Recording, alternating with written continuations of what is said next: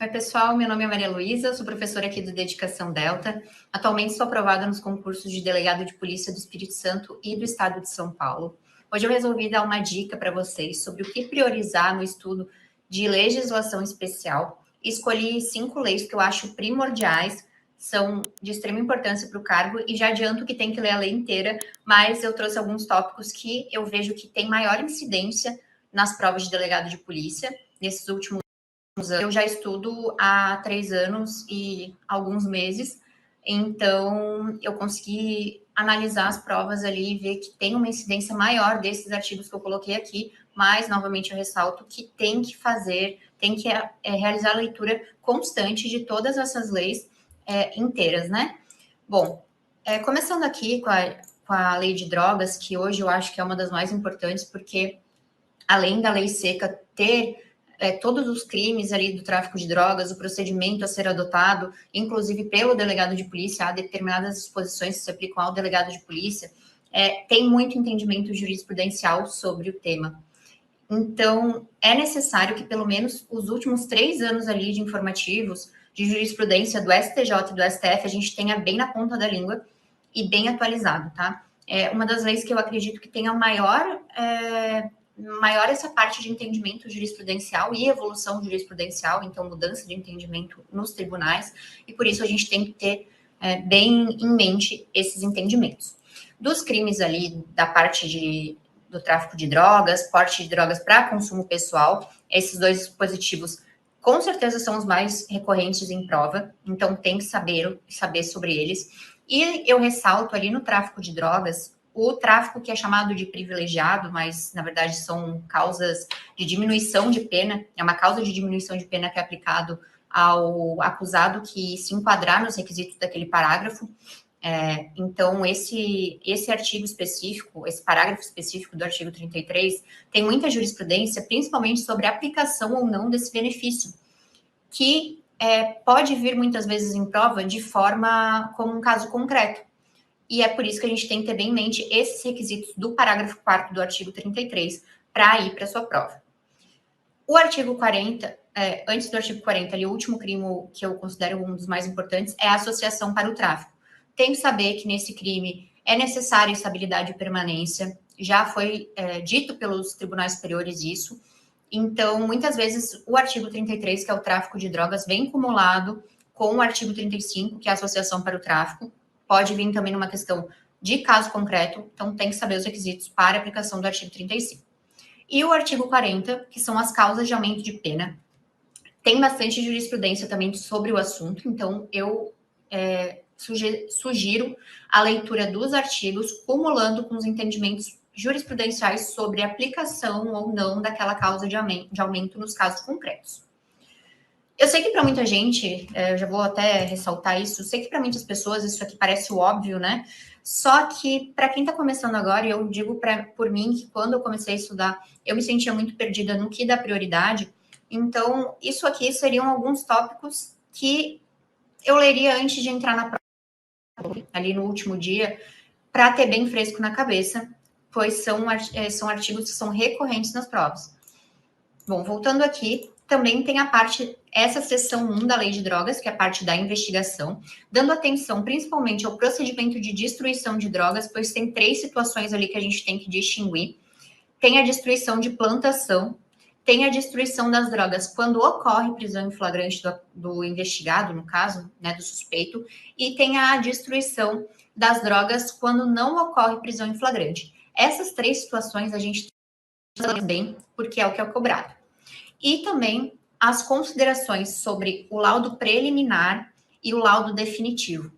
Tem jurisprudência sobre esse tema, então eu sugiro que ali no site do STJ vocês procurem ali essa temática, pois tem alguma jurisprudência sobre a necessidade do laudo definitivo na condenação, a dispensa desse laudo quando houver um laudo provisório que tenha a identidade de requisitos ali exigidos por laudo definitivo. Então, é uma parte que eu daria atenção também. E, por fim, esse capítulo 4 da apreensão, arrecadação e destinação de bens do acusado, apesar de eu não ter visto com muita recorrência ainda, esses artigos ali, eles foram inseridos em 2010, algumas modificações. Então, também tem a parte de possibilidade de utilização de veículos, de bens, pelos órgãos policiais. Então, essa parte é importante a gente dar uma atenção, não somente para o cargo de delegado de polícia, mas também quando a gente for trabalhar, a gente for estudar para concursos como investigador de polícia, por exemplo. A lei de drogas eu considero uma das mais importantes e que tem que saber ela do início ao fim. Passando da lei de drogas, eu passo para a lei Maria da Penha, que é 11.340. Essa também que é uma lei de extrema importância, pois a atuação do delegado de polícia, ela é muito vigente na prática, né? Nas delegacias de polícia, os casos de violência doméstica e familiar são casos então a gente tem que conhecer, até porque quando a gente for delegado de polícia, assumir o nosso cargo, a gente vai trabalhar muito com isso. Então, o artigo 5º e o artigo 7º, eles têm que ser também conhecidos, decorados, porque tem muita incidência, saber quando a lei vai ser aplicada e as formas de violência que autorizam a aplicação da lei. O artigo 7º, ele traz pormenorizadamente quais as situações, mas ele é um rol exemplificativo, pois ali no artigo 7º, as formas de violência, elas, ao final, ele coloca entre outras, né? Então, pode haver outros tipos, mas a questão, ela pode trazer exatamente o que é uma violência psicológica, mas a explicação, talvez, ele mude uma palavra e insira um outro tipo de violência, como eu já vi em questão de prova. Então, o artigo 5º e o 7º, a gente tem que saber bem decoradinho. Do capítulo 3, também a gente tem que saber que são os procedimentos adotados pela autoridade policial quando for atender uma vítima de violência doméstica. Então, essa incidência ali no âmbito da delegacia e de atribuições do delegado de polícia também tem que dar uma lida com um olhar mais atento. Esse artigo 12C, eu coloquei muito importante, porque ele é realmente muito importante, foi uma inclusão ali na lei que possibilitou ao delegado de polícia, quando não for sede de comarca, que o afastamento do lar fosse imediatamente de atribuição, né? O delegado de polícia podia imediatamente afastar o agressor do lar quando houver risco à integridade física da vítima, né? Atual ou iminente integridade física ou psicológica da mulher. Então, ali nos casos, quando o município não for sede de comarca, caberia ao delegado de polícia, ou não havendo delegado de polícia, pode ser um policial, caberia a eles o afastamento do agressor do lar imediatamente, independente de autorização judicial. Submete-se à autoridade judicial a análise daquela ação do delegado.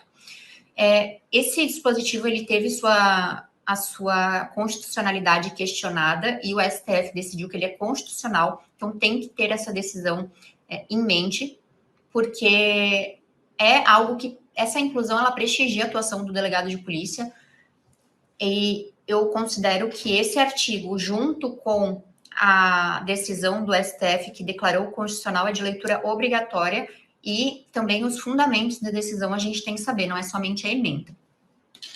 Aí o artigo 22, que são as medidas protetivas de urgência, que podem ser obrigar o agressor, então essas medidas a gente tem que saber também. O artigo 24A, que é o crime de descumprimento de medidas protetivas de urgência, esse crime ali, ele prevê que o delegado de polícia ele não pode arbitrar fiança nesse caso, então tem algumas peculiaridades que competem também à atribuição do delegado de polícia, então a gente tem que saber. E, por fim, o outro artigo que eu considero de conhecimento obrigatório é o artigo 41, que nos casos da Lei Maria da Penha, dos casos de violência doméstica e familiar contra a mulher, não se aplicam os dispositivos da Lei 9.099. Ou seja, aqueles institutos despenalizadores não vão ser aplicados nos casos de crimes ali da Lei Maria da Penha, né? Coincidência da Lei Maria da Penha. E a Lei Maria da Penha, ela também é uma que tem muitos entendimentos jurisprudenciais, que a gente tem que estar atualizado. Volta e meia sai alguma decisão do STF ou do STJ, então ali também nos 3 últimos anos, informativos e decisões judiciais, tem que saber. A outra lei que eu considero também de suma importância, eu diria que essas 3 são as principais, organizações criminosas. Da lei de organizações criminosas, eu trouxe alguns artigos aqui. Primeiro, o conceito de organização criminosa, que tem que saber decorado também, que cai muito em prova, número de agentes, qual que é a estrutura, qual que são os crimes cometidos pela organização criminosa, né, que tem que ter, qual é a pena máxima que eles têm que ter, qual que é, se exige transnacionalidade ou não. Aí, o artigo 2º, seus parágrafos, que é bem o próprio crime de constituir a organização criminosa, então tem que ler ele todo, causas de aumento, tem que ter ele bem afiado, tem ordem equiparada também. Lembrando que essa aula é só para dar dicas, então não tem como eu ficar falando aqui de todos os pormenores da lei, mas eu sugiro a leitura frequente deles para a gente não esquecer. O artigo 3º-A, que é o acordo de colaboração premiada. Esse artigo, ele é de extrema importância, não somente ele, mas os que falam a seguir do procedimento, né, de como que se elabora um acordo de colaboração, quem que é a parte que pode propor, quais são os benefícios e resultados, que está ali no artigo 4º. O artigo 4º, parágrafo 6º, extremamente importante, que é a possibilidade do delegado de polícia celebrar o acordo de colaboração, né, ele oferecer o acordo para o acusado e o defensor dele, que também teve a constitucionalidade questionada e foi declarado constitucional pela STF, mais um artigo aí que prestigia a atuação do delegado de polícia.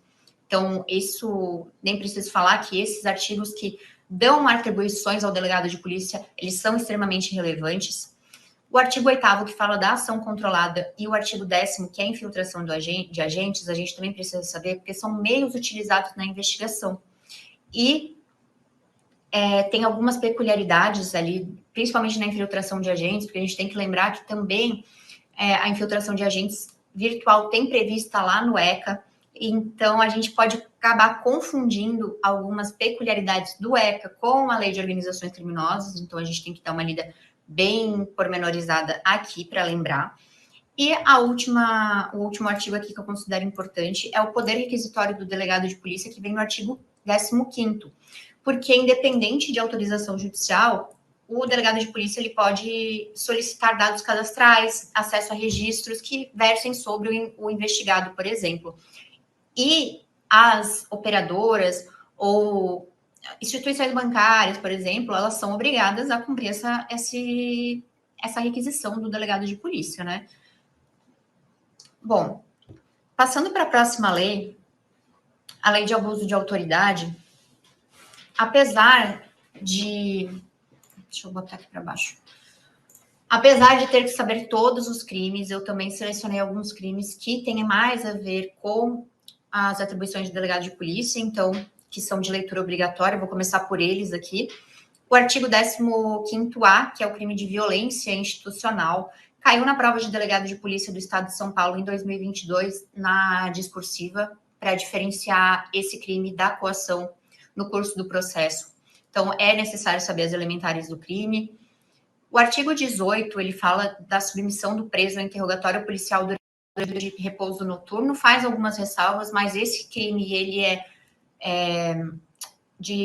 o sujeito é de polícia, então nem preciso dizer que tem que saber também as ressalvas ali que o próprio artigo faz. E o artigo 32 também, o delegado de polícia ele pode ser sujeito ativo do crime, que é a negativa de acesso aos autos ao defensor ou advogado. Isso é uma prerrogativa, esse acesso aos autos é uma prerrogativa que está previsto no Estatuto da OAB, e tem uma súmula vinculante do STF, súmula vinculante 14, então quando for fazer a leitura do artigo 32, tem que dar uma lida cumulativamente com a súmula vinculante 14. E aí outros artigos ali da Lei de Abuso de Autoridade, o artigo 1º e o parágrafo 1º, que vai explicar o que configura o crime de abuso de autoridade e o dolo específico, que é a parte ali que vai diferenciar o crime de abuso de autoridade, principalmente, de outros crimes previstos no Código Penal. O artigo 2º, que é quem pode ser sujeito ativo nos crimes de abuso de autoridade. O 4º é os efeitos da condenação da Lei de Abuso de Autoridade, saber se o efeito é automático ou não, quais são esses efeitos. E o artigo 5º, que são as penas restritivas de direito. E a última lei, mas não menos importante, é a Lei 12.830 de 2013, que é a investigação criminal conduzida pelo delegado de polícia. Essa lei é o carro-chefe das atribuições do delegado de polícia. Eu coloquei alguns artigos aqui, mas, gente, a lei tem uma página, tem que ler ela inteira frequentemente, né?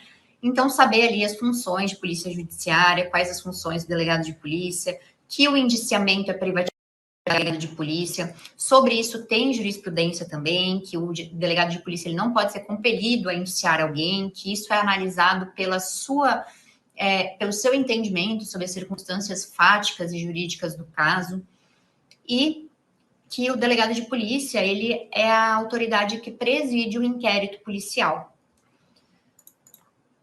Gente, eu considero essas leis as mais importantes. Entre outras leis, eu poderia citar a lei de interceptação telefônica, a lei de tortura, são leis pequenas que a gente tem que ter em mente. Eu escolhi essas daqui, novamente, pela incidência em provas, pela frequência que está aparecendo e também porque elas têm entendimentos jurisprudenciais, além da lei seca, e também porque elas têm compatibilidade maior com a atuação do delegado de polícia na prática. Então, se uma prova quiser cobrar essa questão teórica e prática junto, num caso concreto, talvez, essas leis aqui elas vão ser mais utilizadas. Então, é isso, pessoal. Espero que essa dica ajude os estudos de vocês. Lembrando de ler todas essas leis, mas elas frequentemente são cobradas em todos as provas de delegado de polícia, porque elas são leis que estão comuns em todos os editais, né? Então, tendo elas frescas, depois a gente pega e lê as periféricas, né? Obrigada mais uma vez por estarem acompanhando as aulas e até a próxima.